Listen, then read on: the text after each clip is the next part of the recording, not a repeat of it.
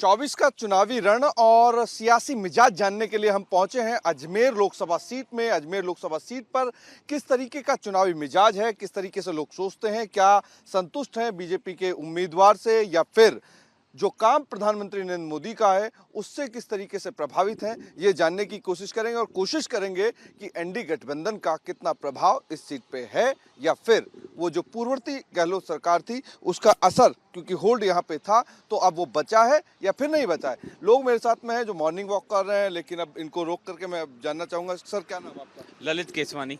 ललित जी, क्या माहौल नजर आ रहा है आपको अपने सीट पर, लोकसभा सीट पर? मिजाज क्या है? बस जीत का मिजाज दिखाई दे रहा है। किसकी जीत का? बीजेपी की जीत। बीजेपी की जीत का? यस। अब की बार 400 पार। नहीं ये तो प्रधानमंत्री नरेंद्र मोदी ने नारा दे दिया, लेकिन आपको भी लग रहा है कि 400 पार हो सकता है? इसमें कोई दोहराई नहीं है, क्योंकि जो माहौल दिख रहा है, लोगों के अंदर आत्मविश्वास दिख रहा है, उसके हिसाब से लग रहा है बीजेपी ही जीतेगी। और जीत गई है, जीतेगी नहीं, जीत गई है। लेकिन एनडीए गठबंधन जो है वो तो एक जाजम पर बैठ के रोकने की कोशिश कर रहा है मोदी के रथ को।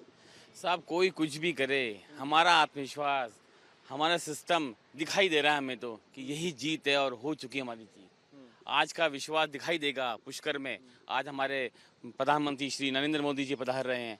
आज का विश्वास जनता, अजमेर जनता का विश्वास है। अजमेर बात और करूंगा इन लोगों से, दो तीन लोगों से, कि किस तरीके से देखते हैं प्रधानमंत्री नरेंद्र मोदी का कार्यकाल? 2 कार्यकाल उनके पूरे हो चुके हैं और उसके बाद अब जब आपका यहाँ लोकल इलेक्शन है, आम चुनाव है, तो उसे किस तरीके से देखते हैं? यहाँ हम यही देखते हैं कि पिछले 2 कार्यकाल में प्रधानमंत्री जी नरेंद्र मोदी जी की सरकार ने अच्छा काम किया है, देश का डेवलप किया है और उनको मोदी 3 का ट्योर भी यहाँ मिलेगा। कितना चेंजेस देखने को मिला, मतलब अगर बात करें तो प्रधानमंत्री नरेंद्र मोदी और अदर गवर्नमेंट? पिछली सरकारों में और पिछली वर्तमान सरकार में भारत में सब कुछ बहुत कुछ बदलने के लिए और देखने को मिला है।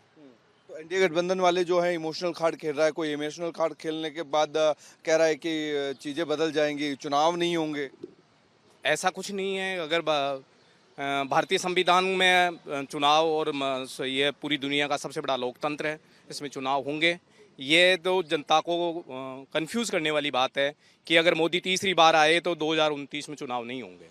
14 और 19 और उसके बाद अब 24, तो 24 की लड़ाई बहुत ज़्यादा मजबूत है। 400 से ऊपर जाएंगी।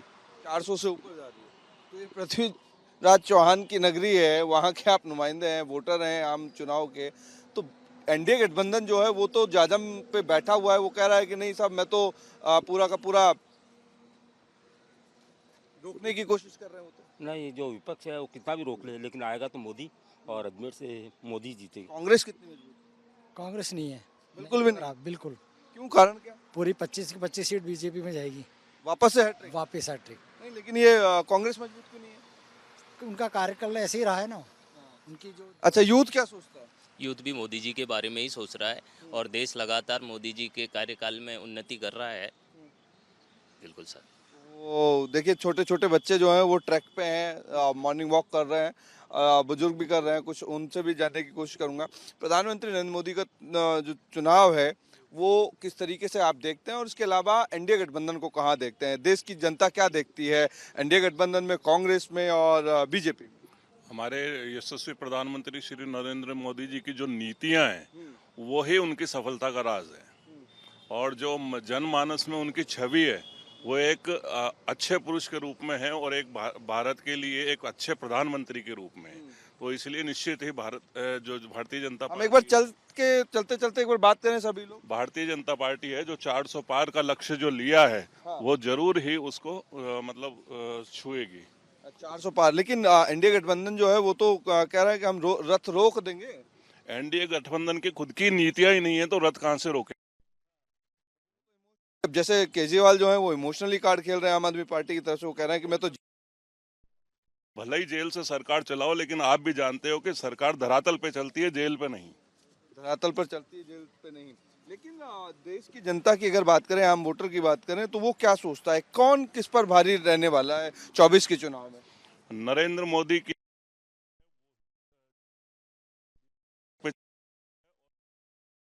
वो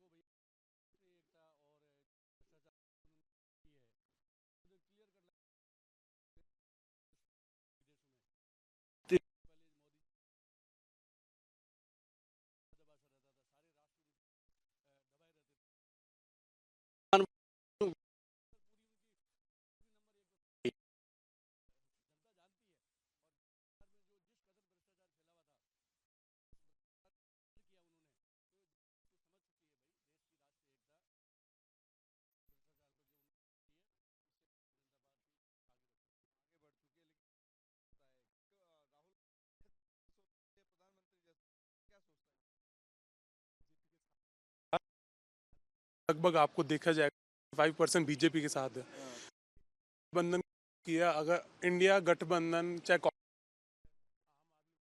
निर्णय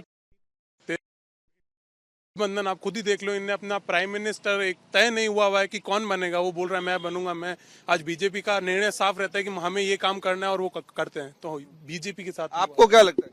सर मैं खुद पहले, अब मैं झूठ नहीं बोलूंगा, पहले मैं खुद कांग्रेस से था, लेकिन जब से था मतलब पहले मैं कांग्रेस से था। कांग्रेस में मतलब मैं हमेशा वोट मतलब कांग्रेस को देता था, क्योंकि हमारे जो पूर्वज थे वो भी कांग्रेस को वोट देते आए थे। लेकिन जब से मोदी जी आए, इनके बारे में देखा है, सुना है, प्रेजेंट में हम समझने लगे कि वोट क्या चीज होती है, हमारे वोट का क्या विकास है। तो हम मोदी जी के अंदर पूरा विकास करते हैं। और कांग्रेस, जब कांग्रेस में थे तो क्या देखते थे, और बीजेपी में अब मानसिकता आपकी है बीजेपी की, आप कह रहे हैं तो मतलब ये कांग्रेस थी जब हम जानते भी नहीं थे कि चुनाव क्या है,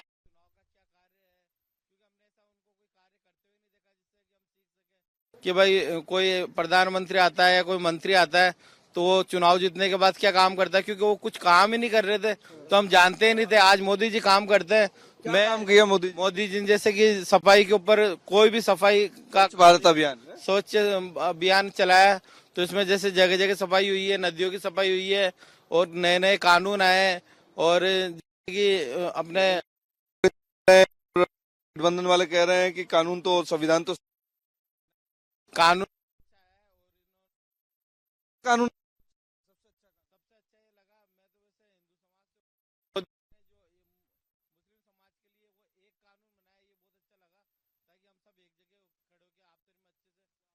देश के युवा से भी बात करेंगे। देश की उन पार्टियों, सियासतदानों के बारे में क्या सोचता है, और 24 के चुनाव में किस तरीके से आपकी जो एक सोच है वो किस तरह? देखिए, मुझे लगता है कि अगर देश के युवाओं के बारे में अगर यशस्वी प्रधानमंत्री, कारण है कि हर व्यक्ति चाहता है कि युवाओं की नौकरी न हो। देश के प्रधानमंत्री ने आत्मनिर्भर भारत की संकल्प, वो इस बात को संकल्पित करती है कि जो व्यक्ति 8 ये संघर्ष कर रहा था, आज वो उसको इस स्तर पे मोदी जी लेकर के जा रहे हैं मुद्रा के माध्यम से, कि वो 20-20, 25-25 हजार की नौकरी देने वाला युवा बन रहा है। दूसरी अगर अपन बात करें तो अजमेर का विशेष महत्व जो मोदी जी ने दिया, वाराणसी को उन्होंने अपनी संसदीय क्षेत्र उसी दिन उसी समय की सौगात दी, तो कहीं ना कहीं प्रधानमंत्री जी अजमेर को अपनी वाराणसी के समकक्ष मानते हैं। और बात करें युवाओं की, तो स्टार्टअप की बात करें, मुद्रा योजना की बात करें, और जिस हिसाब से उनका विशेष रुचि रही है, तो कहीं ना कहीं उन्होंने सभी वर्गों का ध्यान दिया, और युवाओं के साथ साथ उन्होंने महिलाओं को जो आरक्षण दे करके मान सम्मान बढ़ाया, तो ये उन्होंने सभी वर्गों का विशेष ध्यान दिया है। सभी वर्गों को साधने की कोशिश की, लेकिन ये साधने की बात तो ठीक है, लेकिन इंडिया गठबंधन दम भर रहा है कि भाई हम का 400 वाला जो रथ है वो रोक देंगे, हम 400 क्रॉस करने ही नहीं देंगे, उससे पहले ही रोक देंगे। देखिए, एनडीए गठबंधन की स्थिति ये आ रही है कि अगर राजस्थान की बात करें तो उनको 25 टिकटों के ऊपर टिकट देने के लिए आदमी नहीं मिल रहे। 25 टिकटों पे उन्होंने जिनको टिकट दिया वो प्रत्याशी खुद कह रहे हैं कि हमारे को गलत टिकट दे दिया, कुछ टिकट उन्होंने अपने चेंज कर दिए, और जिनको टिकट दिया वो सार्वजनिक मांग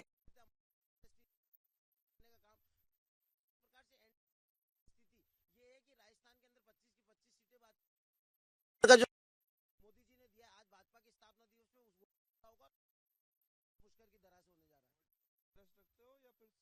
सियासी पार्टियों की पूरा हिसाब किताब नहीं, मैं राजनीतिक क्षेत्र से इतना विशेष प्रेम न रख करके, मोदी जी ने जिस प्रकार से युवाओं को दिया है, तो जब देश के प्रधानमंत्री जी जो काम कर रहे हैं उसको विदेशों में फूल बज रहा है, तो हम जैसे युवा थोड़ा बहुत तो सीखते ही, उनसे प्रेरणा। तो ठीक है, लेकिन बुजुर्ग क्या सोच रहे हैं? बुजुर्ग क्या सोचे? बुजुर्ग बोलते हैं मोदी आ गया तो बहुत कुछ आ गया। क्या मोदी आ गया तो फिर सब कुछ आ गया? मोदी ने जो काम किया आज तक किसी ने नहीं किया, जो मोदी कर रहा है अभी भी वो सबसे अच्छा कर रहा है। एक बार अंकल को रोकना चाहूंगा, अंकल के पास जाऊंगा, बहुत गौर से वो देख, लेकिन उनसे जानने वो होंगे तो किस तरीके से देखते हैं आप? बीजेपी से देखते, बीजेपी बढ़िया काम कर रही है। बीजेपी बढ़िया कर रही है। इंडिया गठबंधन है, इंडिया गठबंधन खेल खत्म है उनका। वो तो कहीं आई नहीं है। मोदी जी 400 प्लस प्लस, तो ये 400 प्लस वाली कहानी जो नरेंद्र मोदी जी ने शुरू की है, तो उसको लेकर के बात है। और यहाँ पे देखिए बात करेंगे तो ये जो 400 पार की लड़ाई जो है, 400 पार की जो लड़ाई है, उसको किस तरीके से देखते हैं? एनडीए गठबंधन दम भर रहा है रोकने की, और आप कह रहे हैं कि भाई आगे की तरफ जाएगी गाड़ी। मुझे लगता है कि एनडीए गठबंधन अपने आप को खुद को रोक ले, खुद को बचा ले, खुद को थाम ले, काफी होगा। कि जिस प्रकार की स्थिति उस गठबंधन की है, एक में जो क्या भ्रष्टाचारी को जेल में डालूंगा, भ्रष्टाचारी रामलीला में, जिस रामलीला मैदान में कहा था कि भ्रष्टाचारियों को मैं अपील करते हुए नजर आए उसी रामलीला मैदान में। तो दूसरी ओर वायनाड के अंदर राहुल गांधी चुनाव लड़ रहे हैं, कम्युनिस्ट पार्टी उसके सामने चुनाव लड़ रही है, और वही कांग्रेस जहाँ पे कम्युनिस्ट के लिए सीट छोड़ रही है। तो ये आपस की जो स्थिति है उनकी गठबंधन की, उससे लगता है कि ये जो खुद की सीटें बचा ले वो काफी है। बीजेपी को और प्रधानमंत्री मोदी को रोकते हुए मुझे लगता नहीं है कि कहीं ये रोकने में सक्षम होंगे।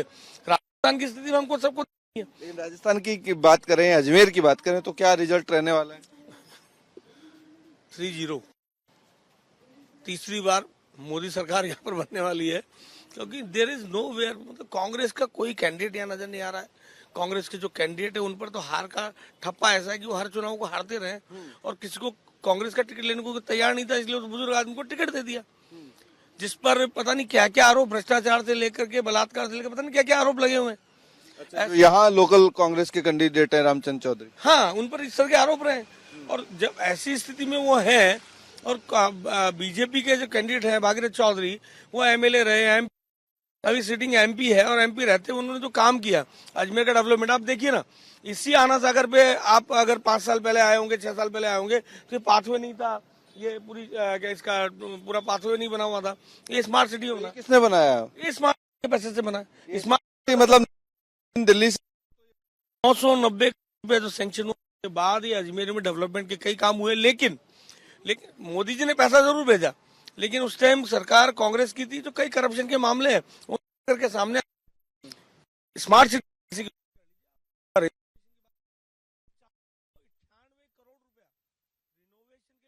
एक बार पाथवे जो है ये आप देख सकते हैं, पाथवे बनाया गया। पहले यहाँ पे बहुत सारी गंदगी जो है वो हुआ करती थी, क्योंकि अन्ना सागर का जो किनारा था ये सारा था, और यहाँ पे जो है यहाँ पे अब कुछ कह रहे हैं आप, कुछ कह रहे हैं, कुछ कह रहे हैं? ये जो सब जो बनाया गया है, इधर जो भी डूब क्षेत्र की अवैध कॉलोनियां थी, उसको बचाने के चक्कर के अंदर उनको इसके लिए पैसा इन्वेस्ट किया गया है। वो जो अवैध जो बने हुए हैं, किसने लगाया? राजस्थान गवर्नमेंट का है कि केंद्रीय? नहीं, पैसा तो सेंट्रल गवर्नमेंट ने भेजा, लेकिन जो प्रयास है राजस्थान सरकार ने किया, दोनों ने मिलकर काम किया। लेकिन जो अवैध कॉलोनी जो पीछे बनी हुई, भ्रष्टाचार भी तो हुआ, पूरा हुआ ना सर। भ्रष्टाचार किसने किया? वो तो जिसकी सरकार है उसने किया राजस्थान में। राजस्थान में अशोक गहलोत की सरकार, हाँ, तो उन्होंने किया, उन्होंने सरकार मतलब कि भ्रष्टाचार किया। अरे सर, ये जो अतिक्रमणकारी थे, जिन्होंने सरकारी जमीन में कब्जा कर रखा है, डूब क्षेत्र की जमीनें थी, उन लोगों ने अतिक्रमणकारी कौन है? वो तो पूरे सब भूमाफिया लगे हुए हैं सर। वो तो नाम तो पर्सनल किसी को मालूम है नहीं कौन है। उनको बचाने के चक्कर के अंदर ये बनाया गया, और सब अवैध है। आपको मालूम है इसका केस चल रहा है, हाई कोर्ट ने साफ मना कर दिया, सब अवैध है, सब जो भी बनाया है, और आज तक कोई कार्रवाई नहीं की गई। हाई कोर्ट से कोई कार्रवाई नहीं है, एनजीटीपी की कार्रवाई कहाँ हुई? सारा बनाया हुआ तो दिल्ली चल गए सुप्रीम कोर्ट में। क्या हुआ?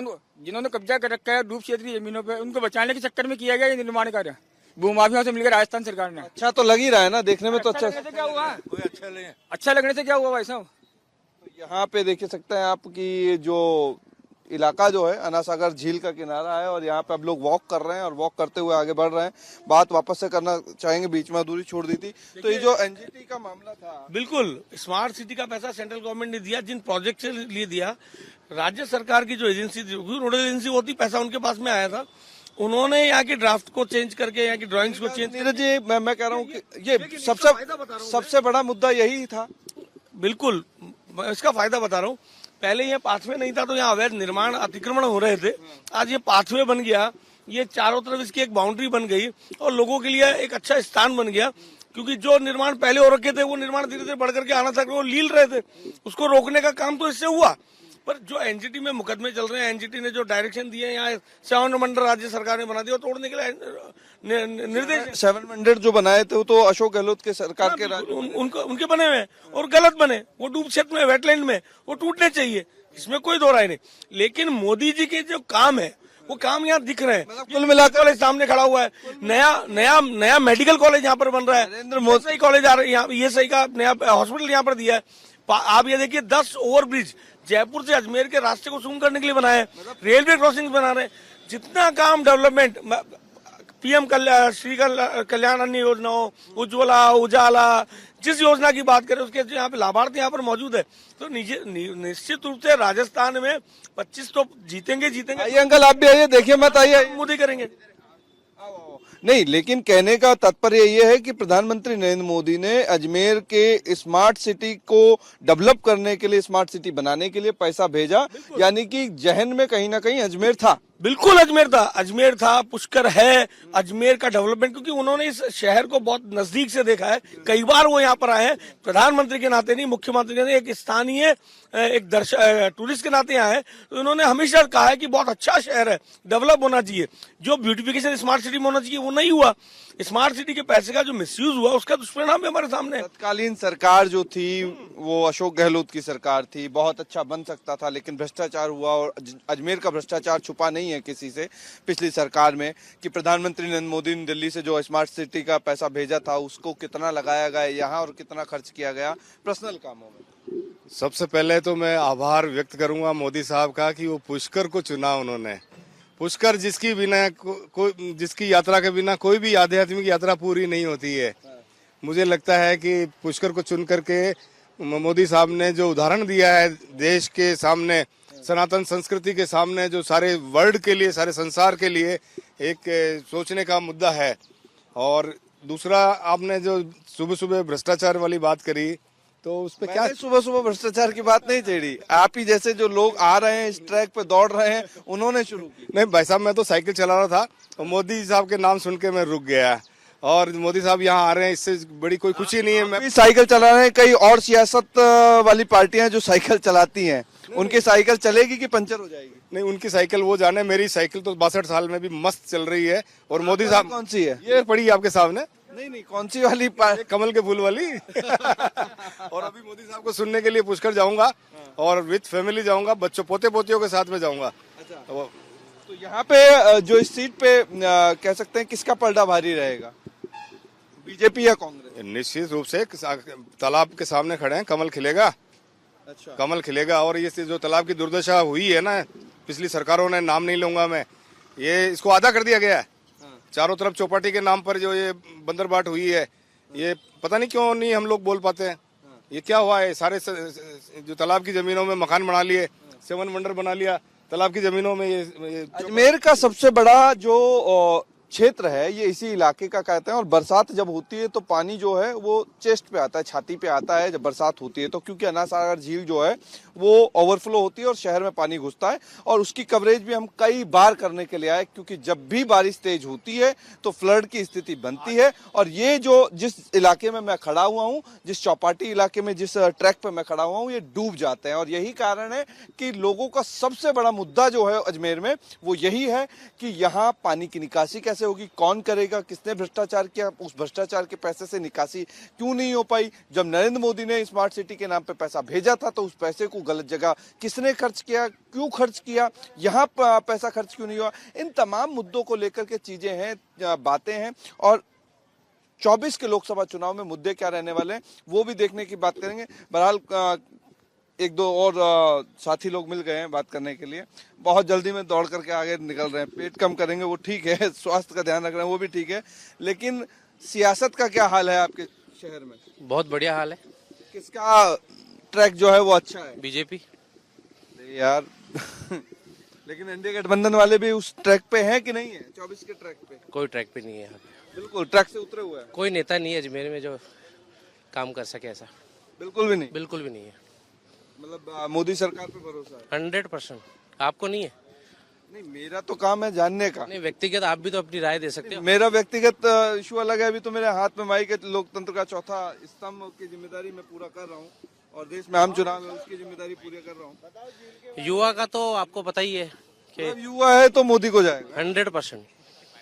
ये भी बहुत बड़ी चीज है कि नरेंद्र मोदी से युवा जो है वो प्रभावित इतना है कि जिस शहर में हम निकल रहे हैं उसमें यह है कि भाई युवा, इससे पहले भी युवा मिले तो, और ये सडनली जो जा रहे हैं उन्हीं को हम रोक के बात कर रहे हैं कि भाई किसका पलड़ा भारी रहेगा। लेकिन अजमेर की अगर बात करें तो अजमेर में, ठीक है भाई सर, तो अजमेर में जो है यहाँ ये पूरा ट्रैक जो लंबा चौड़ा आप देख रहे हैं, इसमें लोग रुक रहे हैं, बात कर रहे हैं। और लेकिन मैं एक और है और उनसे भी जानने की कोशिश करूंगा। ये ट्रैक पे आए हैं और बात करने की कोशिश भी करेंगे।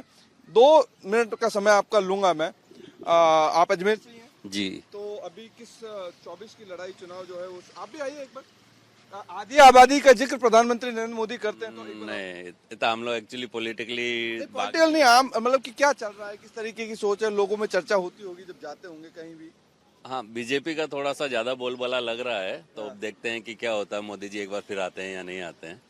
देखो अब 24 में मतलब चर्चा वापस मोदी जी की। हाँ बिल्कुल, अब की बार एनडीए गठबंधन को कहाँ देखते हैं? राहुल गांधी, अखिलेश यादव, अरविंद केजरीवाल, उनमें आपसी मतलब जो विचार हैं वो कहीं ना कहीं मिलते नहीं है। इस वजह से थोड़ा सा गठबंधन का कुछ कह नहीं सकते। बाकी मोदी जी का जो इस बार नारा है अब के बार 400 पार, तो उस पे देखते हैं कि क्या नजर रहती है। आधी आबादी का किस तरीके की सोच रहती है वो उससे जानने की कोशिश करूंगा मैं। आप महिला हैं, आधी आबादी का जिक्र प्रधानमंत्री नरेंद्र मोदी करते हैं, किस तरीके से देखती हैं लोकसभा चुनाव को? चर्चा होती होगी जब कहीं भी आप जाते होंगे, बातचीत होती होगी। वो ये नरेंद्र मोदी जी की बात चलती है सभी जगह। महिलाओं में मतलब नरेंद्र मोदी को लेकर के ये क्यों ऐसा, मतलब क्या हुआ कि प्रधानमंत्री के बारे में इतना सोचना पड़ा महिलाओं को? इन्होंने विकास अच्छा किया था, वही है भाई, सब चीज अच्छी चल रही है तो सब मोदी जी के बारे में ही सोचते हैं। ये बहुत बड़ी बात है कि महिलाओं में और युवाओं में 2 ऐसे क्षेत्र हैं जहाँ पे कुछ और महिलाएं हैं, उनसे बात करने की कोशिश करेंगे। एक बार बात लोकसभा चुनाव की कर रहे हैं बस नॉर्मली, तो आधी आबादी पर महिलाओं का फोकस रहता है। प्रधानमंत्री नरेंद्र मोदी कहते हैं कि मैं महिला नारी शक्ति वंदन में ध्यान देता हूँ, महिलाओं को आगे बढ़ाने में ध्यान दिया। तो किस तरीके से देखते हैं 24 के इलेक्शन को आप? अच्छा है, अच्छा इम्प्रूव आया है पहले से, तो बहुत अच्छा लगता है कि भाई मोदी ने कुछ तो किया लेडीज के लिए। अदर पार्टीज के बारे में क्या सोचती हैं आप और महिलाएं? पता नहीं आज किस तरीके से सोचती हैं? अभी मेरे को समझ नहीं। तो यहाँ पे जितनी वो बात कर रही हैं उतनी कर रही हैं, लेकिन यहाँ एक अंकल और हैं, उनसे भी जानने की कोशिश करेंगे। 24 का चुनाव इलेक्शन है, किस तरीके से देखते हैं? हाँ, हम तो मोदी जी के विकास की तरफ देखते हैं कि क्या विकास करा देश का। मोदी जी ने देश को दिया, कांग्रेस ने देश को लूटा है।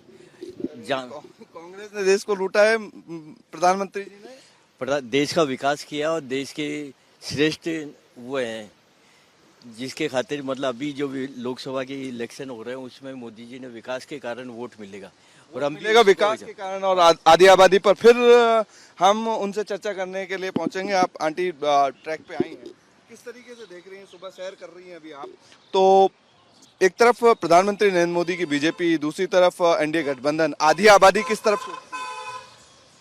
आज हमारे देश के प्रधानमंत्री जी देश की आन बान शान है। आज उसकी वजह जो भी विकास हम देख रहे हैं उन्हीं की वजह से सारा विकास हो रहा है, क्योंकि कांग्रेस के समय भी हम रहे हैं लेकिन इतना विकास नहीं हुआ जितना कि आज हमें जो उपलब्धियां मिली है वो मोदी जी की वजह से ही मिली है सारी।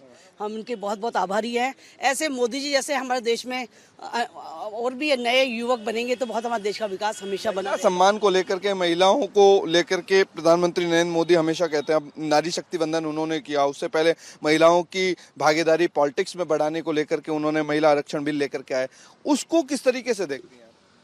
पूरा महिलाओं का पूरा सम्मान किया उन्होंने और महिला आज हर क्षेत्र के अंदर आपको महिला हर आपको मिलेगी। आप चाहे बैंक में चले जाएं, चाहे स्कूल में बड़े बड़े आप कहीं भी कार्यालय में चले जाएंगे आपको हर जगह महिला ही कार्य करते हुए दिखेगी। राहुल गांधी, अरविंद केजरीवाल, अखिलेश यादव, इन तमाम लोगों के बारे में क्या सोचती हैं महिलाएं? इनके बारे में इन्होंने भ्रष्टाचार ज़्यादा करा है देश के अंदर और इनके पीछे मतलब राजनीतिक मतलब सही नहीं रही और उन्होंने अपना घर बढ़ने की कोशिश करी है। और मोदी जी हैं, योगी जी हैं, इन्होंने देश के विकास के लिए कार्य किया। मोदी जी और योगी जी, मतलब कि यूपी का इफेक्ट यहाँ राजस्थान में भी आया। उसी की वजह से आज हमारे अशोक जी का ना कार्यकाल खत्म हो गया है और बीजेपी का कार्यकाल शुरू हो गया है। एक ये छोटी सी बच्ची है, देखो इतने समय से मैं देख रहा हूँ। बेटा क्या नाम है? श्रुति सैनी। श्रुति, तुमने पूरा पहना हुआ ट्रैक, जॉगिंग वगैरह करती हो कंटिन्यू? यस सर, अभी 5 किलोमीटर दौड़ के आए। अच्छा, तो किसको कोई पसंद है नेता? कौन पसंद है? मोदी जी। नरेंद्र मोदी जी क्यों पसंद है? क्योंकि उन्होंने मंदिर साफ करवाए, ग्राउंड साफ करवाए, और हमारे लिए दौड़ने के लिए ग्राउंड बनवाया जिसलिए। वाह, देश के छोटे बच्चे जो कह रहे हैं कि मंदिर साफ कराए, ग्राउंड साफ कराए, मतलब स्वच्छ भारत अभियान का जो मुहिम प्रधानमंत्री नरेंद्र मोदी चलाते हैं उसका असर कहां से कहां होता है ये देखना दिलचस्प है। और अजमेर की अगर बात करें तो अजमेर की सुबह की मैंने जो लोग आते हैं ट्रैक पर घूमने के लिए, सैर करने के लिए, जॉगिंग करने के लिए, उनसे जब बात की तो कहीं ना कहीं सियासी मिजाज जो है अजमेर का वो पता चलता है कि किस पार्टी की तरफ है, किस सियासी दल की तरफ है। और बात अजमेर की उस जगह की भी हमने की कि यहां सबसे बड़ा मुद्दा क्या था और क्यों था। लेकिन सियासी मिजाज और परखने के लिए हम आगे चलते हैं और अजमेर की और दूसरे इलाकों में, दूसरे हिस्सों में ये जानने की कोशिश करेंगे कि किस पार्टी का पलड़ा भारी है।